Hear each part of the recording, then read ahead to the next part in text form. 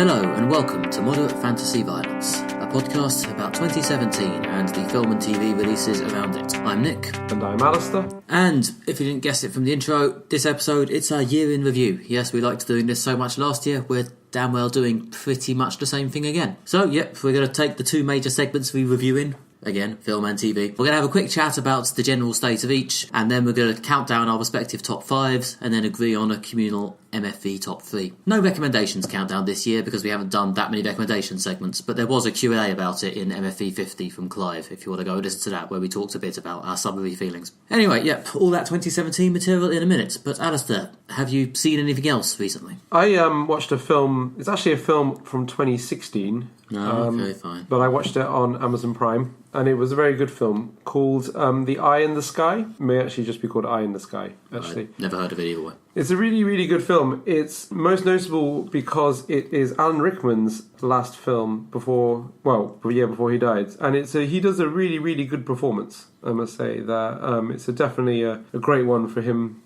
to bow out on. The premise is the sort of thing you think wouldn't be very good. Basically, it's about a group of people who work on US drones flying over Kenya and them observing possibly a meeting of terrorists and the kind of debate about whether they can just launch a missile into this residential area and the kind of back and forth between the various people in the chain of command, sort of arguing about what's an acceptable level of risk to, well, primarily the family with a sort of young kid who live next door to the building they want to blow up. Yeah. The whole thing is one kind of extended debate over whether they can fire this missile or not. And that sounds like it might be quite dull or very, very preachy, but actually they managed to add quite a lot of tension to it. And the debates seem realistic, and it is actually explores some quite complex moral areas in a quite subtle way. So, and obviously it's got Alan Rickman in it being great. It also stars Helen Mirren as one of the other officers working on the programme, and Aaron Paul, Jesse from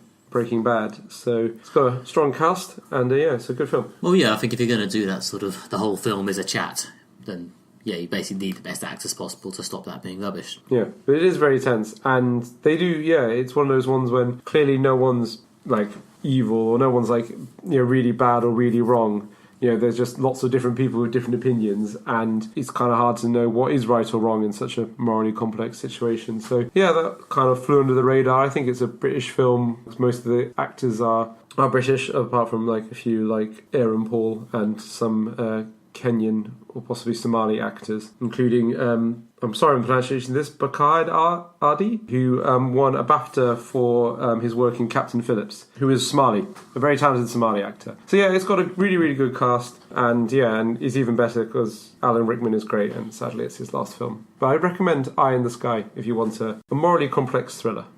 Cool. Anyway, Nick, what have you been up to? Well, in another not 2017 years gone by classic, I finally started watching Fleabag, the BBC sort of dark comedy, I guess, with Phoebe Waller-Bridge. Well, written by and starring Phoebe Waller-Bridge as a so far unnamed woman struggling to cope with the recent death of her close friend. And it's pretty good. I possibly warmed myself up for holy shit, this is going to be a modern classic, because I've seen quite a lot of hype. And instead I would actually tend to top it off as, that's quite good. Or at least from my personal perspective. I think I was expecting more funny jokes. Whereas instead it is mostly just a quite sad drama about this woman having a real problem getting over her grief, with the occasional sort of smirk-worthy joke. Yeah, I've seen the first series of this show, and I really, really liked it. It's funny, and it's got quite a kind of, emotionally complex story to it. I thought Phoebe Waller-Bridge was really, really good in it. I actually started watching this on Christmas Day last year. Bloody hell. Nice bit of uplifting Christmas television. It's depressing, to be honest.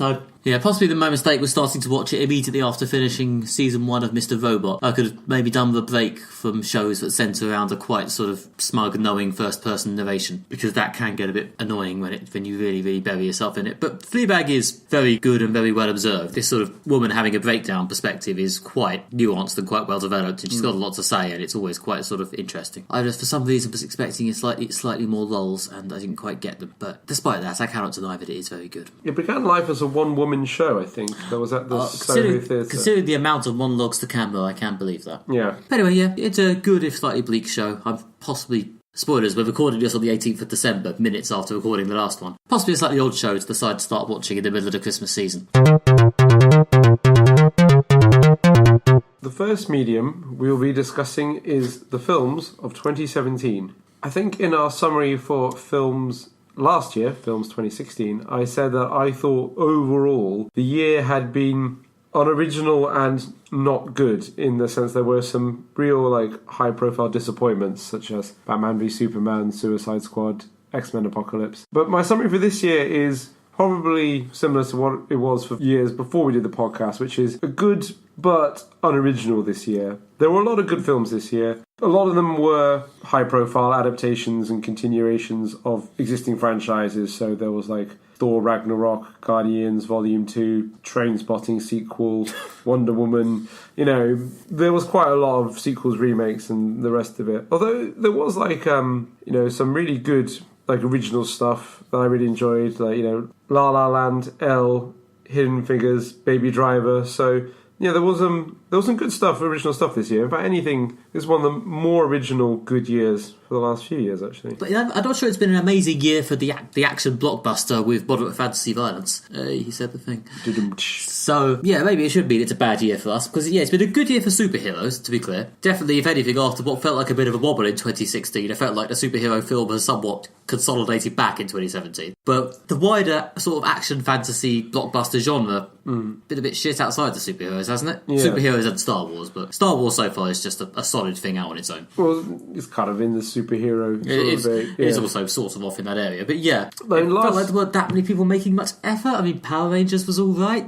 The Mummy we didn't see that. was a sort of latter day. I didn't watch it either. A sort of latter day attempt to start a sort of non-Marvel cinematic universe that appears to have fallen straight onto its face. I think I saw a press release a few weeks back saying that the Dark Universe that was meant to start with all the horror characters has been discontinued. What a shame. That's been rumoured for years. I mean, yeah, you're right. Last year there was all sorts of doom and gloom about the end of the superhero genre after before mentioned flops like Batman v Superman. And yeah, superheroes back in a big way this year. Even Lego Batman was really good. Now we just need to worry about superheroes continuing and nothing else. Yeah, well, but all the other franchise I'm trying to think of did produce some quite rubbish stuff. Like Fast and Furious 8 wasn't as good. I'm not expecting great revelations from Fast and the Furious, but it was less entertaining than previous installments in the same franchise. Alien Covenant was just plain bad. Other franchises didn't do so well. But I'm hoping that vaguely this will be the beginning of, action blockbusters ditching the whole cinematic universe concept, and that this year was just the ones outside superheroes taking a bit of a breather, and maybe they'll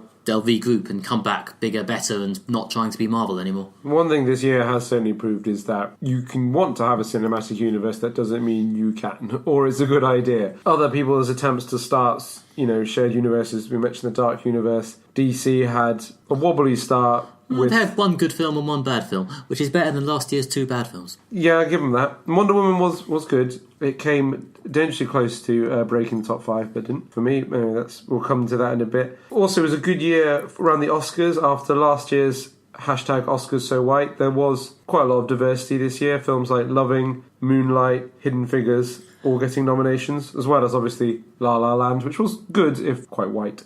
I did look at the Golden Globe nominations actually just a week or so back, and they are kind of back to being quite white, but obviously, the controversy wasn't Golden Globes so white, so maybe they don't feel they have to worry about it. I have to see what the Oscars do when they release in a bit. Yeah.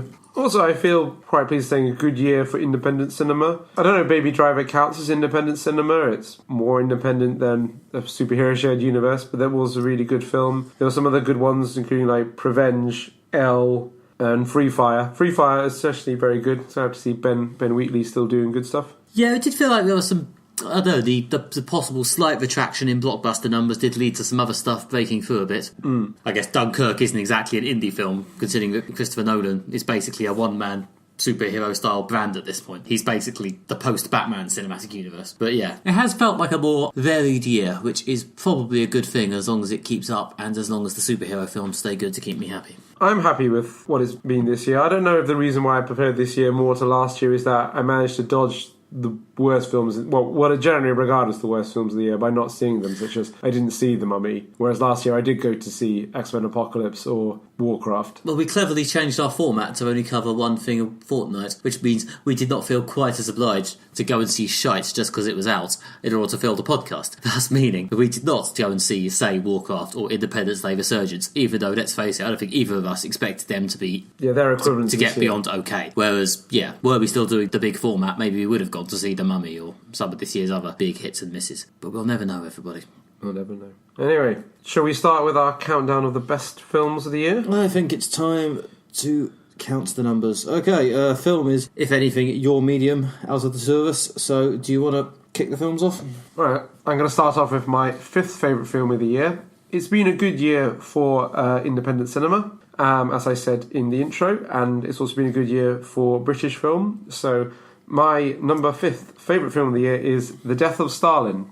It's written and directed by Amanda Iannucci, starring Steve Buscemi, Jason Isaacs, pretty much an all-star cast. It's really, really funny. It's quite dark. It deals with the horrible awfulness of Stalin and his purges, and also tries to find some humour in the situation as well, and makes history quite accessible. So I thought it was a very good film. Yeah, this was one actually that we both saw, much like The Disaster Artist, I suppose, but again, due to the vagaries of our new format, never got round to reviewing. But yeah, I really like this as well. Much like Fleabag, it wasn't quite as lol-tastic as I perhaps thought it might be, but it did do a good job of sort of combining the sort of, here are a few gentle jokes, and here's the full horror of what's happening, and sort of going along in tandem. So yeah, no, I really enjoyed this as well. It's not on my top 5, but it was a good film. I liked it. Right, and I guess it's time for number 5 for me, and number 5 for me is actually something Alistair said almost made his list. It's Wonder Woman with her Golden Bracelets of Justice. Maybe I'm just tossing DC one here because they've finally made a film that I actually think is good, but I did think this had a genuine sort of swell of character. I thought it did a nice job of saying, here is a film that isn't just trying to be Marvel and is also actually good. You know, here's something actually doing its own separate thing, doing something that doesn't just feel different from Marvel because it's not, you know, Joss Whedon wisecracks, but also obviously because there's a solo female lead, which is, again, somewhat depressingly this far into the cinematic universe experiment, the first time it's really been done, and also, yeah, the general sense of sort of positive, peaceful ambassador thing that Diana has in this film does feel distinct from anything else, even in a world where we already have Chris Evans being a quite likeable Captain America. It didn't just, you know, do here's a good Wonder Woman film, it was just like here is a film that explains how Wonder Woman is and what makes her different from everyone else, which in an increasingly crowded superhero market is impressive, helped by the fact that Gal Gadot is really, really amazing in the part. Yeah, it is very good. It narrowly, just missed being on my list.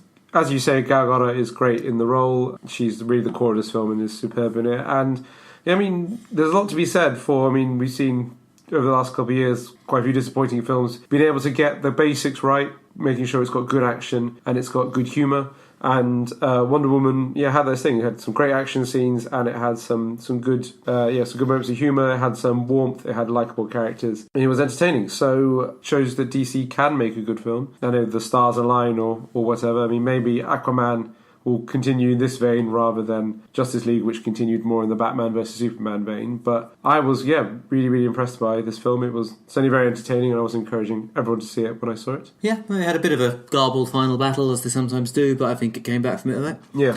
Yeah, no, I really like this a lot. I would actually quite like to see it again sometime. But anyway, yes, that was my number 5. Number 4, again, another independent film, this time from America. My 4th favourite film of the year is Get Out. Ooh.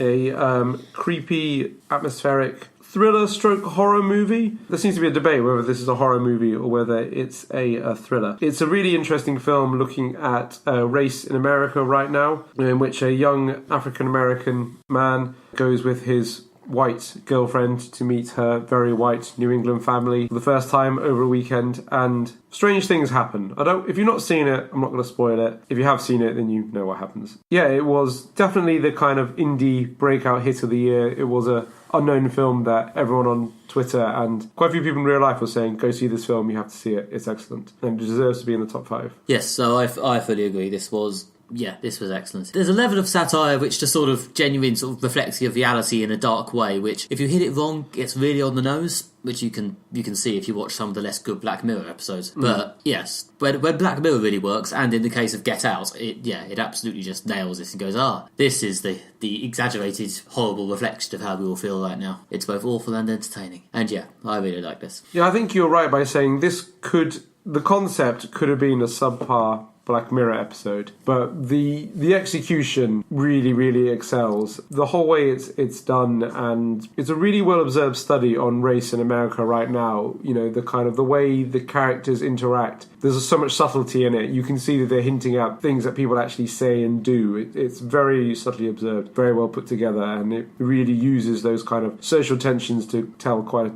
tense thriller story. So yes, and it's got Bradley Whitford in it, and sadly, as a West Wing fan, that always scores some easy points. I do like how since the West Wing, he always plays really sleazy characters. Yeah, I guess he's got being a hero out of his system. Oh yeah, so I was playing Josh. Right, me again. Okay, number 4 for me, and yes, I know, the comics man and his superhero films. Number 4, Spider-Man: Homecoming. Much like the appearance of Civil War in last year's top 5, there might be an extent to which you can just get me to put your film in your top 5 by having Spider-Man in it. We'll see how they do next year with Infinity War to see if they can make it a 3-year run. But yes, I thought this may possibly be my favourite Spider-Man film. It's certainly my favourite Spider-Man film, as I said at the time, apart from about 1 or 2 others. It's got the sort of the everyman humour, the teenage thing, the endless repetition of the Spider-Man has swung into a wall, and it's still funny.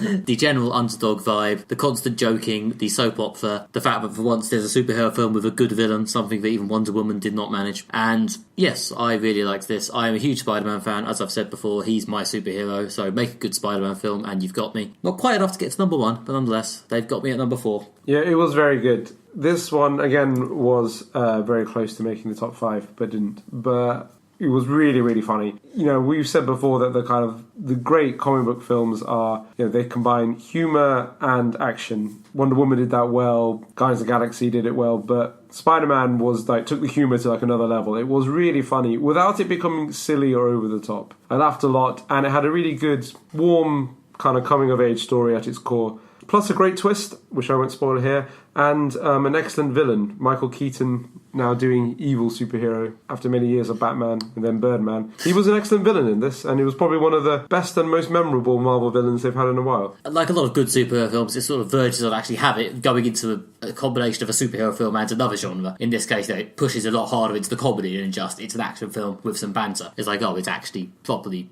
over the top, funny and silly quite a lot of the time, and it really works because Spider-Man is that sort of lovable fool guy. So yeah, yes, this is what I want from my Spider-Man. It was the closest they've yet done to just adapting the Ultimate Spider-Man comics, which is what I like. My number 3, best film of the year, was a film that I was really worried would be really, really bad when they announced it, but turned out to be really, really good. And that is Blade Runner 2049. Oh, okay. Yeah, I love this film. I think I was very enthusiastic about it on the podcast. Yeah, it's a sequel to the 1980s classic Blade Runner. They've still got Harrison Ford in it, but they've added Ryan Gosling and Robin Wright. And it's really, really well directed by Denis Villeneuve. It's spectacular to look at. I think, to borrow something Nick said in the episode we reviewed, is that this film is sort of just amazingly beautiful shots of dams and solar farms, and I think you said at the time it's amazing to see them take the budget that they would spend on an action scene or something like that, and see them spending on just making this amazing shot of a dam with sort of a flying car passing over it. It had all the stuff you loved about the original Blade Runner. It had the amazing soundtrack and the aesthetics and the sort of complex philosophy without it being too beating you over the head with it. Scenes that could be very emotional, scenes that were quite, could be quite disturbing, scenes that kind of mix the twos together. It was just fantastic to behold. Only film I saw in IMAX this year, and it really benefited from being seen in IMAX. Just really cinema is a visual medium, but there's really, I think, pushed the visuals to a next level. It was, a great film. This was for me the one that got away or dropped slightly off the bottom of the list. Yes, this was nearly there. This would probably be number 6, whether it's the top 10. Yeah, the visual aspects of this was just gorgeous. This is just a sight to behold. I am, as Alistair said, very glad I stumped up the cash, and oh god, it was so much cash. Why is going to the cinema so expensive nowadays to go and see this at IMAX, because it was just mind-blowing. I occasionally wonder if it had the story to go with the visuals. As a viewing experience, I liked this quite a lot. It was definitely probably still a major milestone in films this year. So yeah, can't argue. Which brings us to me, and number 3, a film which I have talked about at length lately, because, again, we are filming this the same evening as our last episode. It's Star Wars, Episode 8, The Last Jedi, full stop. And, yeah, this was good. I liked it. It's the sort of thing I like with a long-term franchise. Partly it's the middle one, we're going to mess around in the universe a bit. Partly the desire to push the universe forward and do more, and make this into more of a character drama. And, I don't know, maybe this is benefiting from the fact that I saw it at time of recording really not very long ago. It was yesterday. So, yeah, maybe realistically this will drop a bit when I have a bit of hindsight and a bit of distance, like I might have done by the time you guys listen to this in early 2018. But yeah, I really like this a lot. I thought it really sat with me and resonated, and I really felt the character's pain. Yeah, I really like this film, as I said on the previous episode. I like the fact that they were ambitious. They tried to do something different. You know, the criticism of The Force Awakens was that it was too similar to New Hope. This film was not Empire, this was its own film, and it was really entertaining and had some amazing space battles, land battles, and lightsaber fights. Yes, and yes, if you want to hear us chew into this at length, then you can, of course, go and back to the previous episode, which will contain a conversation we had about 2 hours ago. Anyway, Alistair, number 2. Number 2, film of the year, one that very narrowly, I must say, actually missed out on being number 1, is Dunkirk. As mentioned in the intro, Christopher Nolan's World War II epic. It put the thriller back into the World War II film. There's been, since Saving Private Ryan, I think, World War II films have followed a sort of Spielberg-esque model, you know, to greater or lesser success. Saving Private Ryan is a great film, but this film I felt really was not only a brilliant film, but a real change in how we do war films. You know, I may be wrong in the future, but this was less about the kind of Spielberg-esque sacrifice motif, more about the tension, the thriller. These are people trapped on a beach. The enemy army is closing in. You know, there's a race against time. The soundtrack is pretty much literally a ticking watch in the background. It's got some really, really good action scenes, some really scary bits involving ships sinking and them slowly filling up with water. As well as a great cast, including like, you know, Kenneth Branagh and Tom Hardy, Cillian Murphy, others. Again, one of those films I was just telling everyone to go see at the time. Well, this didn't actually come that close to making my top 5, because I'm just not a big war film person. But this was a very sort of trapped, insular, big combat experience for me. Yeah, it's hard to come out of this, you know, not feeling it. It's a little bit slightly harried. Somewhat similar to Blade Runner, I guess. My inner impatient writer would maybe have liked a more stronger driving plot. But, as a film, it did sort of hold together as an experience of watching these people just struggle for their lives. And, yeah, there were some fun time gimmicks as well, and it's good. It's possibly not my favourite Christopher Nolan film, but it was enjoyable. Right, so it's time for my number 2. Number 2 for Nick. I do enjoy a good hard-edged satire. I've enjoyed many an episode of Black Mirror. I like things that really lay into the zeitgeist. And so it's time for our first repeat performance of the evening. It's Get Out again. Number 2, Get Out, because, for all the reasons I said earlier, basically. Because it just felt like it was both telling a great story, or at least an interesting, unsettling story, and saying something about the present day in a way that you could argue was a bit on the nose, but honestly, particularly in the area of genre fiction that I like, not seen many literary films recently, on the nose is sometimes what you're after, I think. I say yes, Get Out. Yep, I echo that, and I liked it too. Okay, so it's time for number 1. Number 1, my drum roll. Best film of the year was Logan. Holy shit, Alistair picked a superhero film. There was going to be one in the top 5. Honestly to God, I could have almost made the whole top 5 superhero films, but I felt like that might play too far into my stereotypes. It was a good year for superhero films, and this was definitely the best. Hands down. You know, no shade against the other. Not dissing Spider-Man. I'm not dissing Spider-Man, and it was very good, as I just said. I really liked Spider-Man Homecoming, but Logan was something else. It was just so sad, and Hugh Jackman did such a good performance, and, you know, it was a long film, but it really used that length well.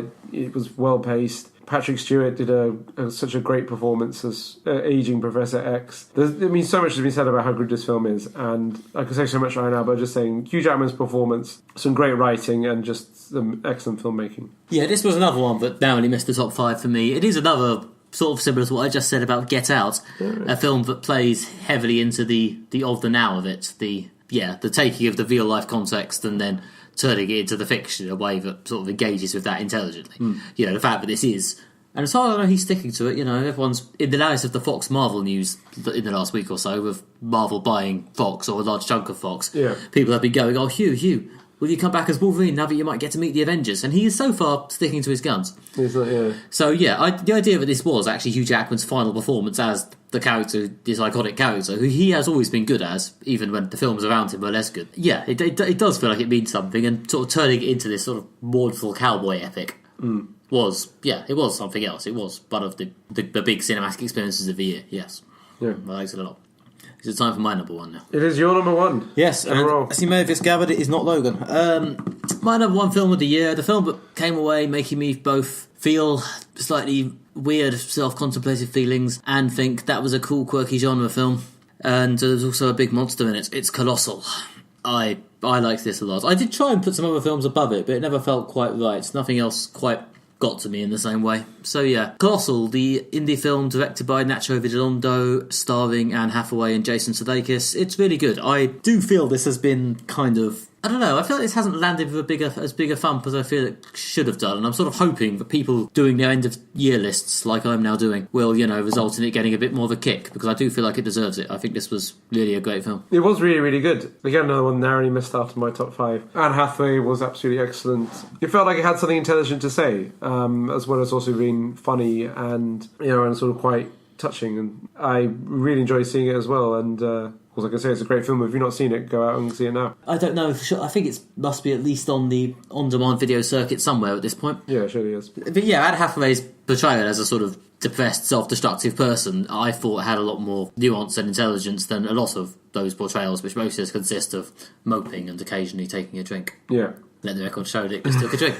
But yeah, as I say, it doesn't seem to have hit big, so it may have just one of these examples where a film really nails it for me but doesn't necessarily get it for everyone else. But yes, as well as the fun gimmick of Anne and Hathaway controlling a kaiju, there's a lot of interesting stuff about self-destruction and abuse here, which I thought made this pretty fascinating. So yes, what little platform I have, I would like to signal boost Colossal. Seconded? Yep. Right. Should we try and put these together? Negotiation. As far as I can tell, the only film we both have is Get Out. Yeah. So Get Out, logically, has to be the MFV film of the year. Get Out, yeah.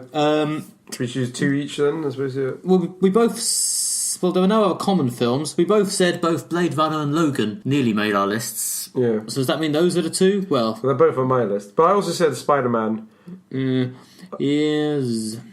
I don't mind putting Spider-Man down as a comic film. Okay, I did really like Logan. Really like Logan. We can have Spider-Man and Logan. I'm no problem with the list being 2/3 superheroes. So what? Number 3 Spider-Man, number 2 Logan, number 1 Get Out. Yep. Okay, another argument won without really having an argument. So there we go, the MFV top 3 films of the year for anyone for whom that means anything. Number 3 Spider-Man Homecoming, number 2 Logan, number 1 Get Out. Do you see them all right now? Yes, those are all good films. Yes, you should see those, and also Logan and Colossal, our respective number 1s, both of which are also thoroughly excellent. Yeah. And to be honest, I may well go home later this evening and think, should Logan be on there instead of Wonder Woman or Last Jedi? Yeah. And I'll probably think about that till I die, for that is the sad life of the critic. Anyway. Worst film of the year. Worst film of the year. Whose turn is it technically? I guess yours. Right, yeah. So my worst film of the year was a film we didn't cover on the podcast, but I did go to see. And it's probably the best we didn't cover on the podcast. Because it wasn't very good. Cool. And it wasn't bad in an interesting way, it was just a bit bad. And that was Baywatch.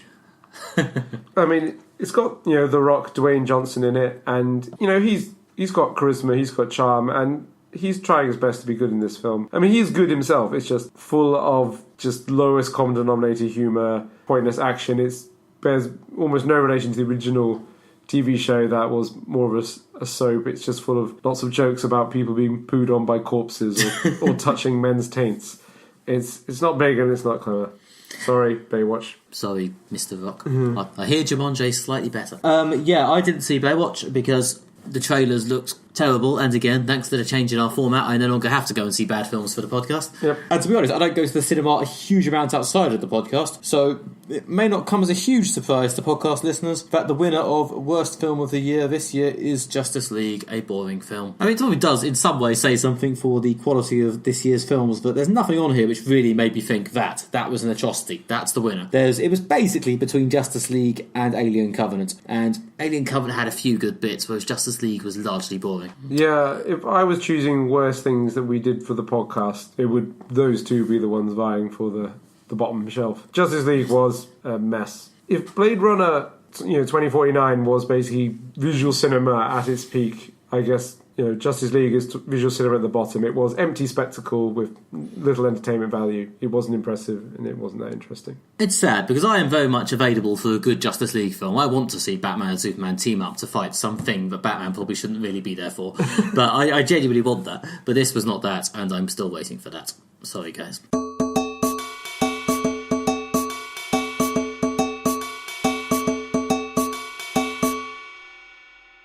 Okay, so starting off on the year in TV for 2017, let it be known that this was the year where even I thought there might be a bit too much TV. I mean, most of it's probably alright as well, but there's just so much of it that I feel kind of compelled to concentrate on watching the ones I already follow, or following the writing or acting talent I already know I like. And every so often something rises up as an obvious must-watch because it's big in the zeitgeist or very nowy or very popular, like The Handmaid's Tale or The Good Place or whatever. Yeah. Things that get a certain amount of momentum. But, I don't know, trying out these sort of mid-level shows that I might like because they're my sort of thing, that doesn't tend to happen quite as much. If anything, I sort of retreated into the past and spent about a quarter of the year rewatching The Wire. Well, rewatching series 1 to 3 and first watching series 4 to 5, just because I knew I really wanted to see that, whereas locating other shows I wanted to see among the tsunami of other shows started to seem like hard work. I mean, I watch 2 to 3 episodes of some kind of show most days I'm alive. I think that's probably quite a lot by modern standards, and I can't keep on top of it all. Fuck it. Yeah, to echo that, I don't watch as much TV as Nick. Yes. You're definitely winning that one. So this year was actually definitely the year of shows that were really highly recommended to me that I really wanted to see but didn't have time. And I'll get around to them all eventually. So things that people recommended to me that sound really good that I haven't had a chance to watch here include, say, The Good Place or Mindhunter. Or the second series of Stranger Things is another good example. I saw the first series last year. It was fine. Yeah, so there was too much good TV for me this year. I didn't stay on top of it all. Although there was also some continuing good series from shows that I really know and like. I really enjoyed Doctor Who this year, I must say. Oh, for Doctor Who this year, yeah, I don't know. As I said in when we reviewed at the time, about 2/3 of the series was good, but the other third of it was quite bleh. Of course, by the time you listen to this, you'll have seen the Christmas special, whereas we haven't. Yeah. So that may tip the balance in any direction, who knows? Exactly, yeah. And anything, it is certainly revolutionary to have Jodie Whittaker, first woman to play the Doctor. So that was announced this year in a slightly annoyingly and poorly thought through announcing it in the middle of the Wimbledon final, which was a bit confusing. I was at a bookshop event, a friend's book launch at the time, but only slightly overlooked by the fact that the guys at the bookshop had BBC One up on a screen, not because anyone was watching the tennis, but because we were just waiting for them to stop playing the sodding tennis so that they could play the Doctor Who footage. Yeah. But yeah, and that will be interesting for next year, I'm sure. Yeah, it's revolutionary. It's a huge step forward. Yeah, I mean, there's too much superhero TV as well as too much general TV. 2017 brought us the first Marvel Cinematic Universe live-action thing I'm not going to watch, which is, of course, Inhumans, because the reviews are bad and I don't care about those characters. And generally, for me to watch something, I have to either care about the franchise or have seen a good review. You vaguely feel like you should just watch the best shows. That just means you begrudge the sort of middling decent ones existing. Yeah. And the proliferation of sort of very slow premium telly storytelling, as I always talk about, even in shows that don't really need it, sort of continues. I did talk about this last year, I think, and I've talked about it about 1 million times, so I'll spare you a monologue. But that's still happening, and annoyingly, unlike a lot of trends which seem to have finally died off because people realised they weren't working, that doesn't seem to be going anywhere. I don't know if this is a bubble that will eventually burst. Surely all these sort of well-known actors have to eventually get tired of slaving away on shows like Goliath on Amazon Prime, which surely no one cares about. I don't know, premium TV may just eventually stop being premium TV and just become TV as this becomes the new established way of doing things. I mean, I've read pieces that are saying that cinema was the medium of the 20th century and television is and probably will be the medium of the 21st century, and that for various reasons this is where we go to for our main hit of kind of popular culture. Maybe it's because I think it's because it's pipes directly into our homes and we don't have to pay £10 for a single episode to watch it. Yeah, that's a good point. And the growth of consumer electronics and things have made us much more likely to stay at home rather than to go out. And the advent of supermarket beer and a wider range of food means that like, you can have a pretty interesting life without going very far from your home. Yeah, pretty interesting life, boss. Never leaving your house. With Amazon Prime and Netflix and now TV. Yeah, I know. I don't know if a lot of it was revolutionary happened in TV this year, to be honest. I think a lot of it was consolidation. Yeah. I can't really point to anything massive that happened in 2017 and said that was a new thing in TV. I mean, there were some shows that did interesting things. Twin Peaks: The Return was certainly unlike a lot of other things on TV. Yeah. But I don't think anything changed the face of it. But I do think that a lot of trends that were visible last year, like the sheer volume of fucking television. Like, again, the number of barely present Amazon or Netflix original series have just sort of burped out onto the scene and just existed. Yeah. It's like, that's got that bloke I sort of liked from that other show in it. Probably sort of alright. I saw an okay review on one website. Is that enough for me to put about 12 hours and about a week of my life into it? And that's my life. Other people probably be out a month. Probably not. I mean, there's a Netflix show called Ozark, which has Jason Bateman in it. Yeah, it's probably alright. I think I saw a couple of people recommending it, but I don't know. It's just fallen in this annoying place between shows I already follow and shows that are like huge in the zeitgeist, like Good Place, Handmaid's Tale, whatever. It's just, the sort of hinterland that I get the feeling probably contains like a wealth of riches, but instead of trying to explore it, I'll probably just go and watch The Sopranos or something. Yeah, I mean, there's also this, as well as there being new volumes of premium TV being made, there are still lots and lots of classics out there. Now, I haven't finished The Sopranos, which I should watch. I haven't finished Deadwood. So there's still loads and loads of premium TV out there as well. They just keep adding to it. I mean, I don't think anyone can stay on top of it unless they make it their full-time job. Yeah, I know. It's just annoying. I mean, you like to think that the things that actually change the game will rise to the top and I'll know about them, and the rest of it's just sort of more things in roughly the same genre. But it's just one of those things, I suppose. You just end up having to accept only being on top of television in a very specific area. Like, I do at least watch most of the superhero TV. Yeah. But on the other hand, as a result, what other genres am I missing? Who knows? So yeah, that's my main takeaway from TV this year. There's a lot of it. Yeah, there is a lot of it. Okay, now moving on. TV is your medium, Nick. Do you want to kick us off with your fifth favourite TV show of this year? Yeah, this fifth slot was by far the most contested. It was the three big premium TV shows competing for the number 5 slot. One of them, which didn't get it, was the previously mentioned Twin Peaks: The Return. Another one that didn't get it was Game of Thrones. The third one, which did in fact get it, was Better Call Saul, the Breaking Bad spin-off, which, after a couple of years where it seemed to be slowly finding its feet, I thought pretty much nailed it this year. There was obviously the one episode everyone talks about, the big courtroom episode where Saul and his brother face off in court, and the show goes full legal drama with a surprising amount of efficiency and excitement. But the whole series this year, I thought, did finally portray the sort of slow-motion tragedy we finally wanted it to be, seeming sort of enough like Breaking Bad, but also enough like its own thing. So yeah, I'm happy to think that, Better Call Saul finally came together this year enough for me to think I should probably give it, the old top 5 nod. So yeah, Game of Thrones, good, but maybe a bit expedited. Twin Peaks: The Return, good, but a bit slack in the middle. But no, Better Call Saul, I thought pretty excellent. Yeah, I love Better Call Saul this year. It's really solid third series. All the plot lines firing on all cylinders. The legal drama plot line, the final big confrontation between Jimmy and his brother, focusing on that legal drama episode in the middle, was really, really strong. I watched almost all of it in quite rapid succession, which was really, really good, and kind of going straight from episode to episode. There's so many good cliffhangers. It's such a strong show. Bob Odenkirk is really, really good in the title role of Saul. He gives him such warmth and character, as well as doing humour and portraying what's quite a complex and flawed human being, especially in the last episode when I don't want to spoil it too much, but when he kind of has to atone to some degree of some of the ways he's mistreated people and exploited them, and you can see he's really quite emotionally conflicted. So Bob Odenkirk's really good. The writing is great. It's so subtle. I mean, the show, it never artificially manufactures tension, and it can be even things like people having a meeting about something legal can be such undercut with tension, or sometimes scenes in which people could get shot or murdered. It's got really high tension, great performances, and just superb writing, really good, high quality writing.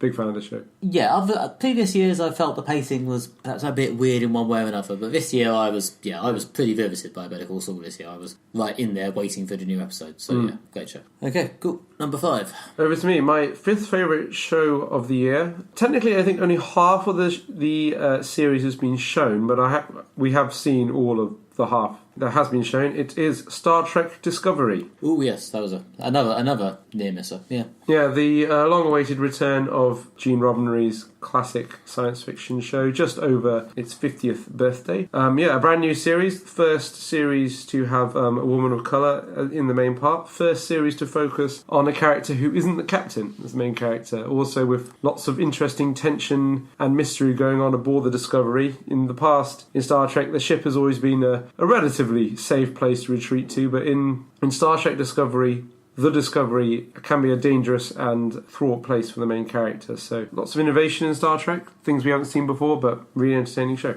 Yes, no, I really liked this. It didn't quite make the top 5, but I think already this is the Star Trek show I've watched the most episodes of. I don't think I've stuck it quite as far as any of the others, although Deep Space Nine is on the list of things I'll one day marathon. But yeah, so Star Trek Discovery did do a lot for me. I like the sort of combination of old school, slightly hokey Star Trekness and this attempt to put a sort of, again, premium telly, moral ambiguity sheen on it. Conversely, even though I liked the moral ambiguity, I also liked the way it's sort of falling away a bit as they go along. Like, at the end of the 9 episodes I think we've seen, they are mostly all friends. I quite like that.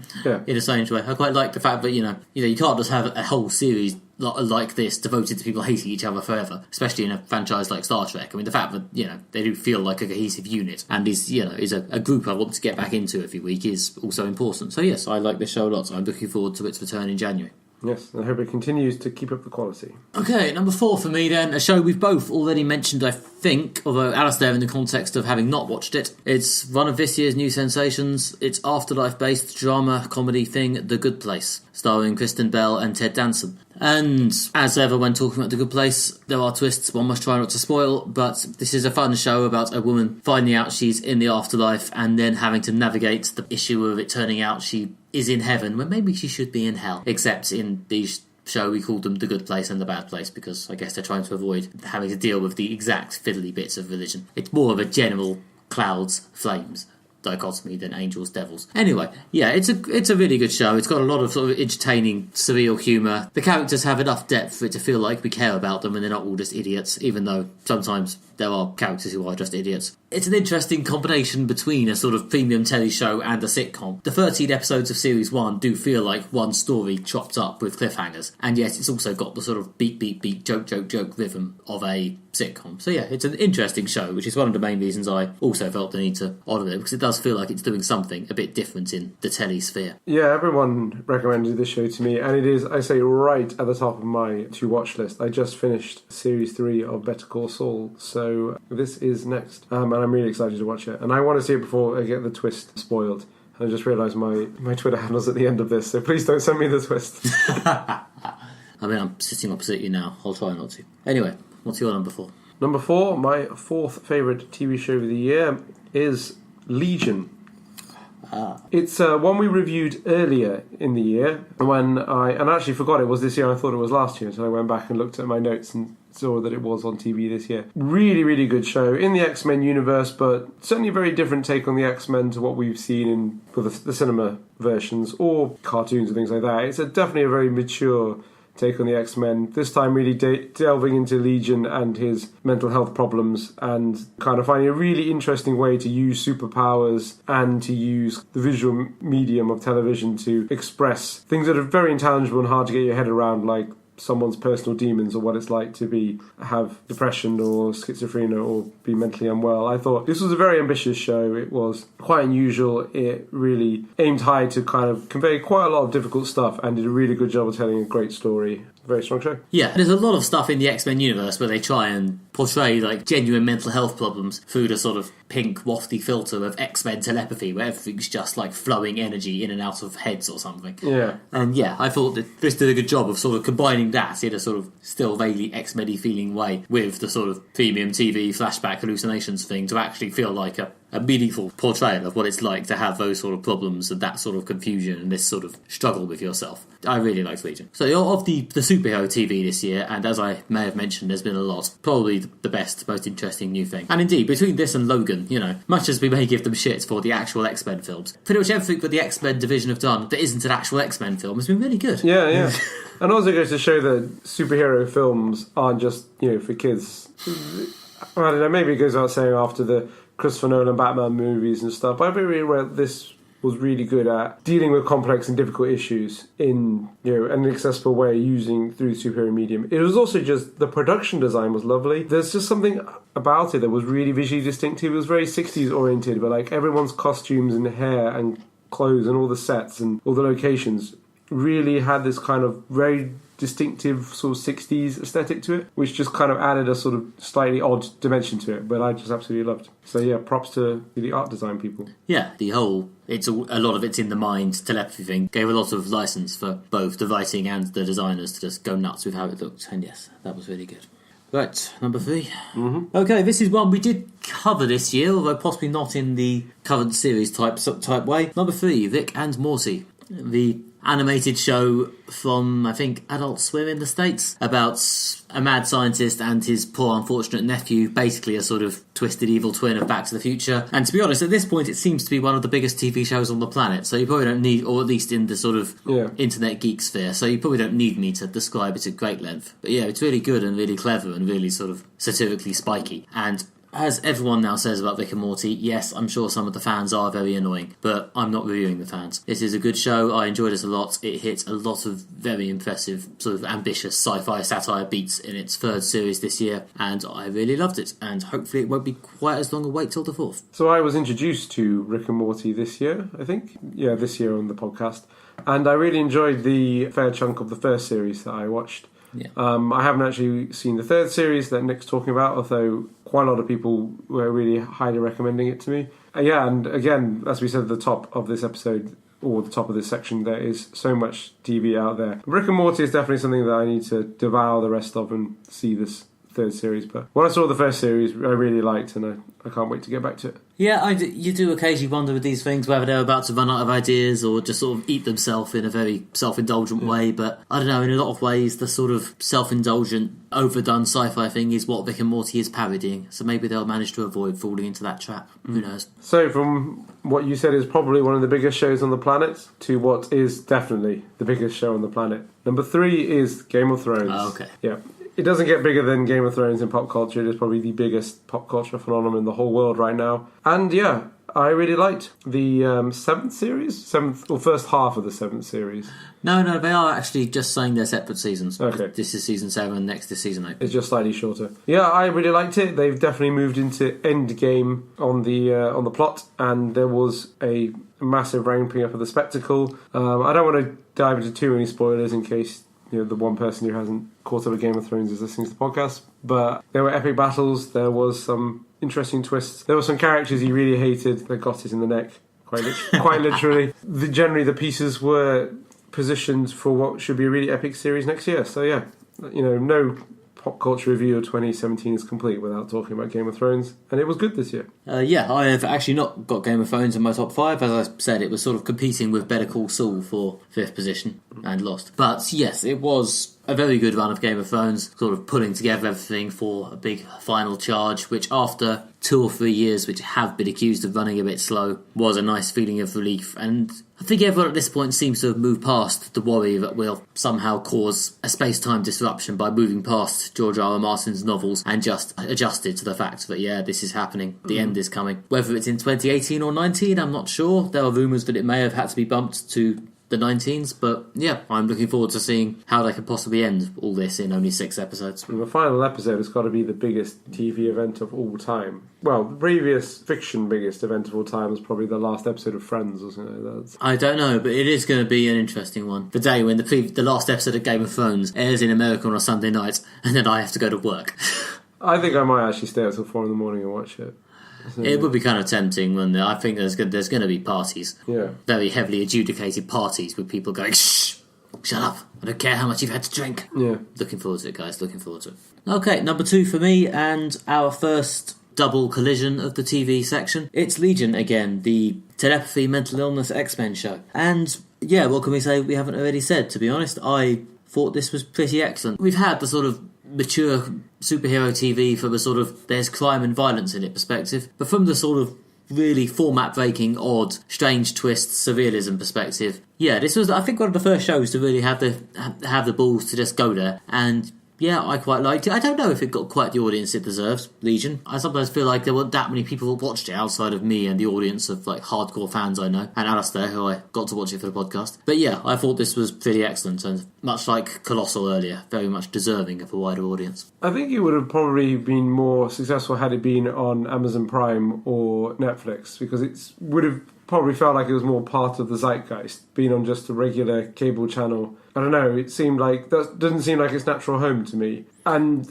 I also think it's one of those shows that will be probably looked back on as like a really innovative, ahead of its time show that basically should have been more successful than it was. I mean, it was, I guess, quite big. There were adverts around the side of buses. Yes, there was a massive advert for it near my house. Yeah, it's on, I don't know, it's on Fox, which is where The Walking Dead airs, which seems to have done all right, but I mean, Yes. a lot of that's related to where it airs in the US, I guess. Not that I can entirely remember who airs it in the US, but that's neither here nor there. But yeah, we got a second series of Legion coming soon, so I'll be interested to see if they can keep it up for another year, or if that'll turn out to be a big sort of 1 year run of that aesthetic, which turns out to only have so much in it. Yeah, but it was certainly a very well made show, and I really liked it.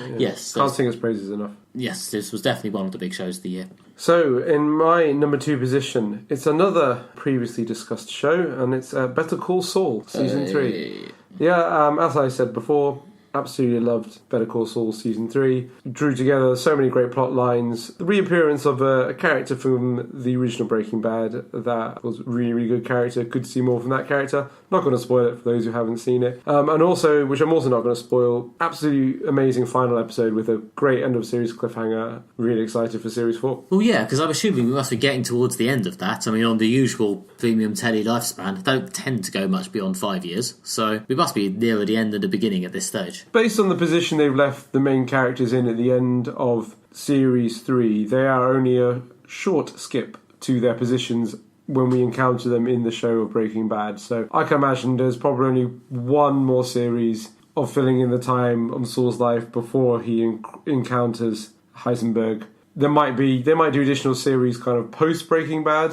That remains to be seen, but yeah, they must be running out of scope. I don't know, I quite like the way that they've sort of filled in this whole universe of characters, because obviously, you know, we know what's going to happen to Saul / Jimmy. What happens to the sort of subsidiary characters around him is the big remaining appeal. So the fact that we actually care about characters like his girlfriend Kim and his brother and the other characters floating around him at this stage is, yeah, a big part of why this show works, and as you say, it does work. It's one of the great things about doing a prequel, which is what's difficult is to find the source of dramatic tension, and they've introduced all these new characters, and clearly the dramatic tension is what happens to them, so I'm interested to see what happens. Right, it's time to do a number 1. It is. Okay. Right, number 1 for me, and from a similar category to Vic and Morty, actually, in that we've covered it, but we haven't covered the most recent run of it. It's the CW/Netflix show Crazy Ex-Girlfriend, which aired its 3rd season in the last few months of this year, which, for me, cemented what was already a pretty strong run into pretty brilliant stuff. I mean, Series 3 has been when she really, I don't know, juggling myself with how much spoilers to do, but a lot of the pretense of what she's been doing sort of crashed down, and she had to really stare herself in the face, and it's been kind of rough and kind of ugly, and it's possibly in a similar way to Colossal, to be honest. So there you go. What's my thing? People staring down ugly mental illness. There we go. Yeah, it's been quite messy and quite emotional and quite good. So yes, Crazy Ex-Girlfriend for me has been on amazing form this year. It does feel a bit like they might be winding it up to end, to be honest. It feels like they might have kind of got this 3rd season on a similar deal to how Hannibal got their 3rd season, which I've now seen interviews saying was basically, yeah, the network really likes you, but the ratings are crap, so we'll give you 1 more season to wrap it up. I wouldn't be surprised to discover that this is Crazy Ex-Girlfriend wrapping up, but if so, it's a really good ending. Anyway, I don't know. That hasn't been announced yet. There might be a season 4. So, Crazy Ex-Girlfriend, I think, is also a show I was introduced to this year? Or was it end of last year? Possibly late last year, one or the other, but yeah. In the recommendation of the podcast. And I really liked it, yeah. It's one of those shows that, it does appear like a sort of, American sitcom, but the more you look at it, the more you see there's definitely much more going on there. It's a really interesting show, and it's, again, something that's quite a nuanced portrayal of mental illness, which is they've done very well. Also a show that's been championed quite a lot by the Seriously podcast that I really like. They're big supporters of this show. Along with also the show Detectorists, which didn't make my list, but it was also very good. Yes, that's one that I need to watch at some point. Yeah, no, Crazy Ex-Girlfriend, I don't know. If it hadn't been for the last 5 or 6 episodes starting off season 3, it might have only been 3 or 4 in the list. The 3rd season has been pretty amazing, so fair enough. Right, okay. And our last countdown entry of the thing. Alistair, what's your best TV show? Hit it. My number 1 TV show of 2017 is a show that Nick mentioned, but I think narrowly missed out on being in your top 5. Twin Peaks: The Return. Yes. A big fan of the original Twin Peaks from the 90s, written by David Lynch. And this new 3rd series, in which I think he directed every episode and was really, really out there and provocative in terms of visual style, was just phenomenal. My number 1 and number 2 show on this list were shows that I consumed most of them in quite quickly, like by marathoning them. And both of these shows benefited from going quite quickly from one to the other because, there's something just so addictive about them that you can just kind of binge them all in sort of one quite condensed package. But yeah, Twin Peaks, I felt something that was really trying to push the medium of TV forwards. It was abstract, it was unusual, it had all sorts of bizarre tangents, it had some great characters, it had some great new characters as well as bringing about some Twin Peaks classics. Even managed to get in David Bowie's character, even though David Bowie himself is no longer with us, by transforming him into a giant kettle. That's all you need to know about the show.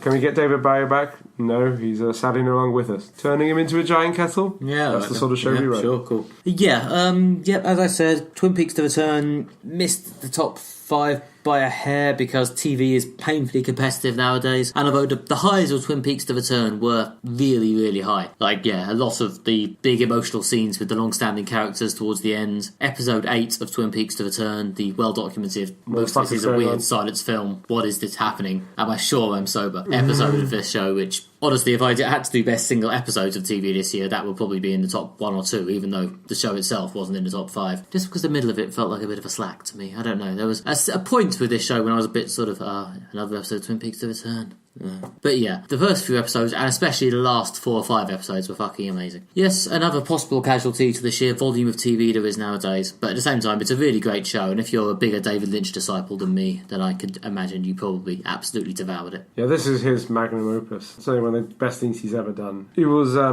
pure Lynch. I don't know, pure uncut Lynch, straight into your veins. Yes, very strange TV show. If nothing else, even if I do complain about the volume of stuff produced by the modern slam out the TV shows model, at least it occasionally lets things like this and Legion through, even though they're slightly odd things to produce. Yeah, exactly. I could live with it, just about, as long as someone tells me they exist so I know to watch them. Right, drawing things together. Yeah, drawing things together.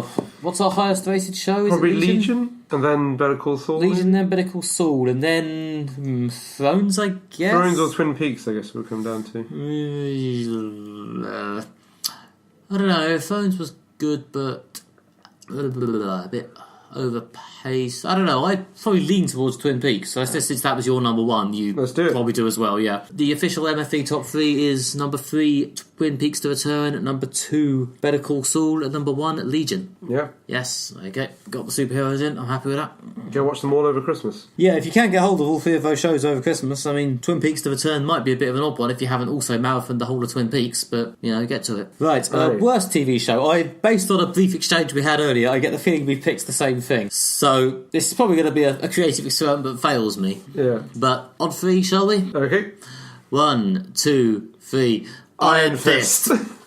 Yes, audio experimentation. Yes, we've done it, folks. Marvel's Iron Fist is bad. Again, we have not actually watched that much bullshit for the sake of it this year. Yeah. There wasn't that much competition. We would probably not have watched this were we not part of the Marvel Defenders franchise we're both broadly following. Yeah. But it just wasn't very good, sorry. It was bad. It's interesting that neither of us put any Marvel shows in the top 5 this year, because I think last year we both had Luke Cage, I think, and we were singing the praise of Jessica Jones. Defenders was fine, and Punisher was in the early running for a top 5 place. But although it was very, very competent, it wasn't quite as good as your Twin Peakses and your whatever else. Your Legions and your... Yeah. So I'm not going to slag off Punisher too much, but it has not been an amazing year for the other 2 Netflix shows. Defenders was merely alright, and Iron Fist was, again, much like Justice League in our worst film category. A lot of it was just bland rather than bad, but it was really bland. Yeah, I mean, it wasn't, offensively bad. It was just quite dull. I mean, the episode just kind of blurred from one to the other. Danny Rand is not an electrifying character, I must say, and his kind of vague pronunciations of sort of, I'm the Iron Fist sort of thing. It's like, okay, cool. I don't know why you need to shout that right now. Erotic, yeah. Yeah, it wasn't offensively bad. It was just a bit... It was just a bit dull. If it had been about half the length, it might have been merely thoroughly okay. Yeah. But at 13 episodes, it just got a bit punishing. It was quite po-faced and needed more humour. Yeah, it's just... sorry, Iron Fist. They're making a second season. I gather they've transferred the Misty Knight character over from Luke Cage, who might perk it up a bit. Yeah. And they've got a new showrunner, so, it might be better. But season 1 of Iron Fist was not very good, and we won't find out what season 2 is like until 2019. Though Marvel got some good stuff lined up for next year, including second series of both Luke Cage and Jessica Jones. I think that's next year. Cage, Jones, and Daredevil. Possibly. Which I'll take. At least one or two of those should be good. But yeah, sorry, Iron Fist, you were bad. Also, honourable mention in the rubbish category because it nearly made my worst one of the year, and I do need to mention it largely only missed out because it was so long ago. It was right at the back at the beginning of the year. Was the final series of Sherlock was a bit pants as well. But it wasn't quite as pants as Iron Fist. But yeah, as we often say on this podcast, Sherlock and Iron Fist, neither of them really worked, but Iron Fist failed by being boring, where Sherlock failed by trying to do a range of things that were vaguely ambitious and didn't work. And I will nearly always give the nod for badness to boring over bland. So, Sherlock was also mercifully short compared to Iron Fist. Also there is that, yes. Okay, and that was 2017. It's over. I mean, for you, it's like the 4th of January, so it's been over for a while. But yeah, I think we can all agree it's definitely over now. Thank you for sticking with us through this journey. If you want more from us after the whole of 2017, you can go to moderatfantasyviolence.com, where there will be some articles probably. I'm definitely planning on posting my top 10 TV. If I'm feeling inspired, I might even post something else. Alistair might post something. I'm definitely doing my best films of the year. Anything could happen. So, go to the website, and there's also the usual articles, episodes, deleted scenes, etc. You could also go to iTunes or your pod-receiving application of choice, where you should be able to subscribe and maybe leave a nice review if you're so inclined. You can find us on social media as well. You can search for us on Facebook. We're Moderate Fantasy Violence. You can follow us on Twitter, where we're at MFV Podcast. Or I think if you search our name on Twitter as well, it will come up. And while you're there, you can always let us know what your favourite or least favourite things of 2017 were. We're always pleased to hear from you. I've been Alistair Ball. You can find me on Twitter at AlistairJRBall. And you can find more of my writing at redtrainblog.com. Okay, I've been Nick Bryan. You can find me at nickbryan.com or at nickmb on Twitter, where I post about my comics and my latest TV viewing adventures. So thank you very much for joining us for Modern Fantasy Violence in 2017, a statement that will probably seem very out of date by the time you hear it. We will be back in a couple of weeks where we will be reviewing something that came out in 2018, whatever that turns out to be, and then discussing a related issue. Thank you for listening. Bye-bye. Bye.